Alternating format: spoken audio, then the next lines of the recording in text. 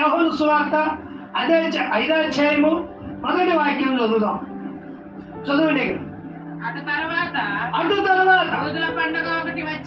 యూదుల పండుగ ఒకటి వచ్చెను గనుక యేసు యెరూషలేమునకు వెళ్ళెను. యెరూషలేములో గొర్రెల ద్వారము దగ్గర హెబ్రీ భాషలో బెతస్దా అనబడిన కోనేరు కలదు.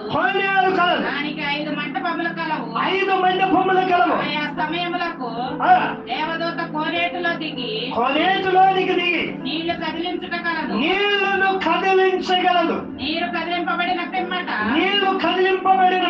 మొదట ఎవడు దిగునో వాడు ఎట్టి వ్యాధి గలవాడైన బాగుపడును. కనుక ఆ మంటపములలో రోగులు, గుడ్డివారు, ఊచకాలు చేతులు గలవారు గుంపులుగా పడి ఉండేది. అక్కడ 38 ఏళ్ల నుండి వ్యాధి గల ఒక మనుష్యుడుండెను. యేసు వాడు పడి ఉండుట చూచి వాడప్పటికీ బహుకాలము నుండి ఆ స్థితిలో ఉన్నాడని ఎరిగి స్వస్థపడకోరుచున్నావా అని వాడిని అడగగా ఆరోగి అయ్యా నీళ్లు కదిలింపబడినప్పుడు నన్ను కోనేటిలోనికి దించుటకు ఎవడనో లేడు గనుక నేను వచ్చినంతలో ఎప్పుడు నాకంటే ముందుగా దిగనని ఆయనకు ఉత్తరమిచ్చాను.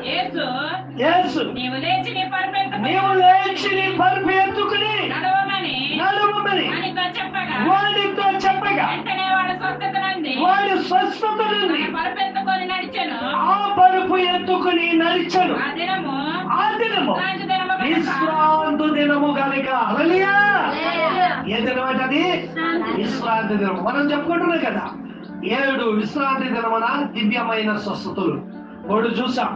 ఇక్కడ చూడండి, బెతస్దా కోనేరు అనబడిన అక్కడ చాలా మంది ఉన్నారు. అంటే అందరినీ చూడకుండా ఆ వ్యక్తిని ఎందుకు చూశాడు?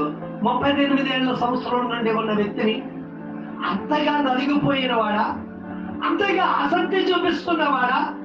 అంటే యేసు ప్రభు వైపు చూచాడు. అతడు ఎవరి వైపు చూచాడు అంటే 38 ఏళ్ల నుండి ఆ బెతస్దా కోనేరు వైపు చూస్తున్నట్టు వ్యక్తి, పని ఉన్న వ్యక్తి అప్పుడు మనకి కోనేరు వైపు చూస్తున్నాడు, ఆ దూత వైపు చూస్తున్నాడు.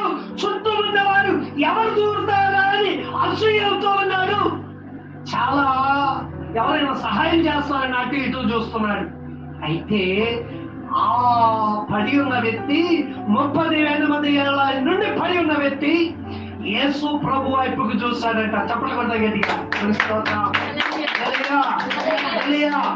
యేసు ప్రభు వైపు చూశాడు కనుక అందుకే ఒక మాట అడిగాడు, నువ్వు స్వస్థపరచగోరుచున్నావా, నువ్వు బాగుపడాలని కోరుచున్నావా అనినప్పుడు, అవును ప్రభువా నేను బాగుపడాలనుకుంటున్నాను కానీ నాకంటే ముందుకు కూడదవుతున్నాడు. అయితే నువ్వేం చేస్తావంటే, ఇప్పుడు లేచి నీ పరిపెత్తుకున్నాడు అని చెప్పినప్పుడు ఏ రోజని విశ్రాంతి దినము. దేవుడికి స్తోత్రం. హల్లెలూయా. విశ్రాంతి దినమున ఆ బెతస్దా కోనేరు దగ్గర ఉన్నటువంటి వ్యక్తిని బాగు చేశాడు. దేవుడికి స్తోత్రం.